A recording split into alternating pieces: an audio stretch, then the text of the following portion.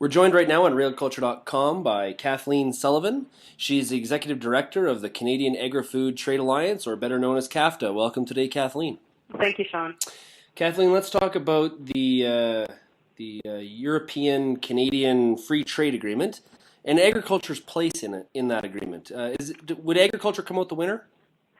Yes, agriculture and processed food should come out to be big winners in a trade deal with Europe. In fact, the Canadian and European governments did an economic study about a year and a half ago looking at which sectors in Canada would gain from a trade deal with Europe, and the number of the top five, both agriculture and processed food, figured in there. In fact, we are estimating that we could have an additional $3 billion in trade with Europe as a result of this free trade agreement, and that's pretty significant. It would almost double our trade. So if we're going to double our trade, did agriculture have to give anything up in order to accomplish this?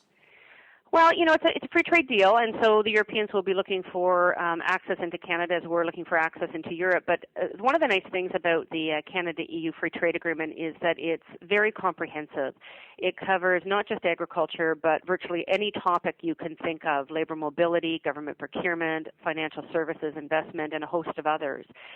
Which means that when the Europeans hopefully open up their borders for Canadian products like beef and pork and deal with issues in our biotech sector that have been problematic going into Europe, in order to buy that access, there's a good chance that what we will be giving the Europeans is something other than agriculture.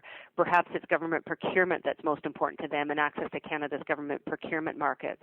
So the really nice thing about a large trade deal and a trade deal that covers lots of topics is you don't have to worry so much about trade-offs within individual sectors. And that's really where we see huge potential in this trade deal with Europe, because there's lots in Canada that Europe's interested in that's outside of our agriculture sector, and that creates huge opportunity for us. So I guess, is this if we're going to double trade, does that get back to the farm gate? Is this going to be a benefit to farmers? Because there's been a lot of,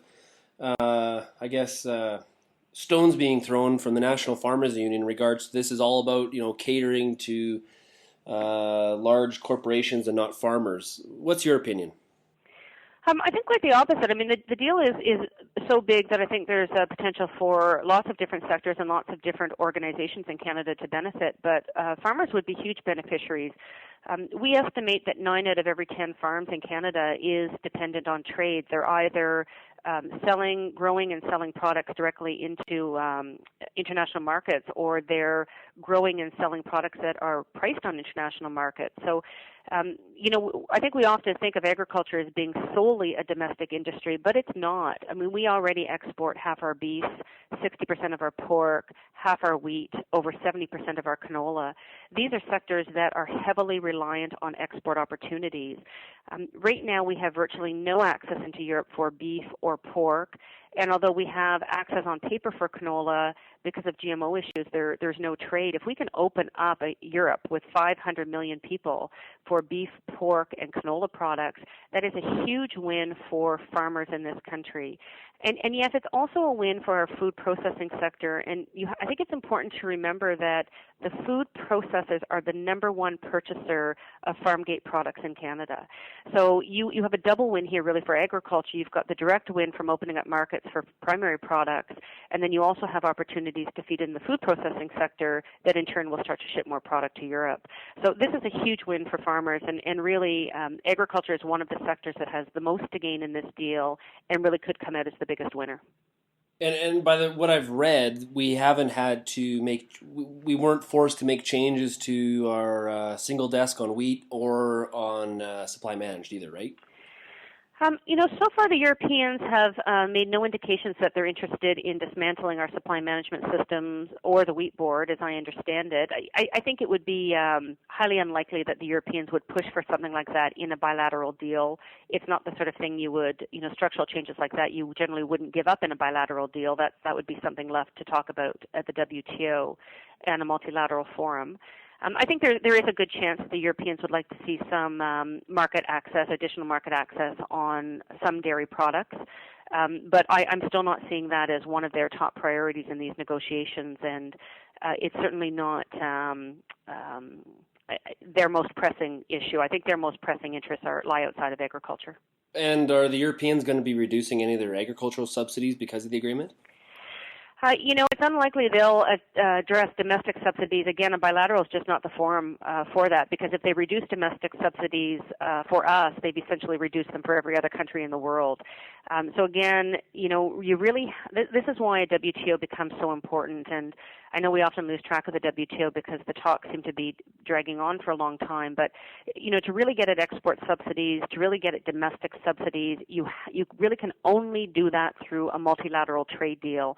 And that's why we continue to tell the Canadian government that the WTO has to be the priority. We are hoping that the Europeans will take a look at export subsidies. There may be ways of dealing with that in some way in a Canada-EU free trade agreement. But, domestic subsidies, we really have to get back to the table at the WTO to deal with those. So what this agreement essentially is doing is it's not taking away those subsidies and tariffs. What it's doing is it's at least getting us in the door. Yeah, it's getting us in the door, and I'll tell you, I would. I think it goes more than just at least getting us in the door. If we could open up the European market in some way for our beef products and our pork products, there's a lot of opportunity there. I think even when it came to the WTO in terms of market access for our beef sector, a lot of the gains would have come from the European marketplace. So there's massive potential for beef and pork into Europe, a massive potential for canola products into Europe. Primarily, we're dealing with market access issues. We're also dealing with non-tariff issues, a lot of the non-tariff barriers that pop up when you try to trade to a country. And if we can address those through this trade agreement, that would be hugely beneficial and economically beneficial for agriculture in Canada. And it would also set important precedents for other trade deals that we negotiate, because, the new frontier of trade barriers is not tariffs or market access. It's the non-tariff barriers, the new testing standards, different requirements, for labeling or licensing that a country might put on a product. And we have to start to get a handle on those. And starting with Europe would be a huge win. Well, and don't you think that it also shows that we're looking beyond just obviously the U.S. is a very, very important trade partner with Canada, but don't you think this shows that we're looking beyond just our neighbor to the south? We're talking about free trade with South America, obviously talking about Europe. It shows that we're trying to expand the scope of our trade globally. It does, and it is essential. We still export half of our agriculture and food products to the United States, and it's great to have such a large customer base, but as we see with something like country of origin labeling in the U.S., one measure can have a really disruptive effect when you're shipping so much product to one country. It is essential that we, first of all, diversify where our products are going, but also build markets for our products. People, I think, don't realize Canada right now is the fourth largest agriculture exporter in the world. We're behind the EU, the U.S., and Brazil. But there's a lot of countries that are growing much faster than we are, and we are at great risk of having that standing slip in the next few years. It is imperative that we go out and we identify new market opportunities. And, this government really has shown a commitment to negotiating bilateral deals. Our preference is to focus on really big ones like the EU, where there's huge opportunity for a lot of different agriculture products. There's a few others on the horizon as well. I mean, we are hoping that Canada is on the cusp of announcing free trade negotiations with India.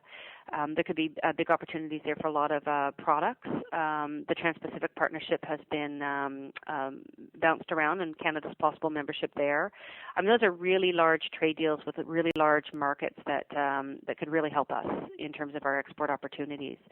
And again, for a lot of our commodities here in Canada, if we didn't have exports, the cattle industry would be cut in half. The pork industry would be cut by more than half. I mean, we need those marketplaces, and not just to diversify from the U.S., but also to grow what we're exporting now. Well, and especially where our currency sits versus the U.S. Versus where our currency sits versus the euro, it probably puts us in a bit more of a favorable trade exporting situation. Currencies fluctuate over time, as we've certainly seen here in Canada in the last few years. So again, it's nice to have a diversified portfolio of trading partners. That helps us out in that respect as well. Well, Kathleen, thank you very much for joining us today. Congratulations on your work you've done on this agreement, and we'll talk to you again soon in the future. Thanks. It's been a pleasure, Sean.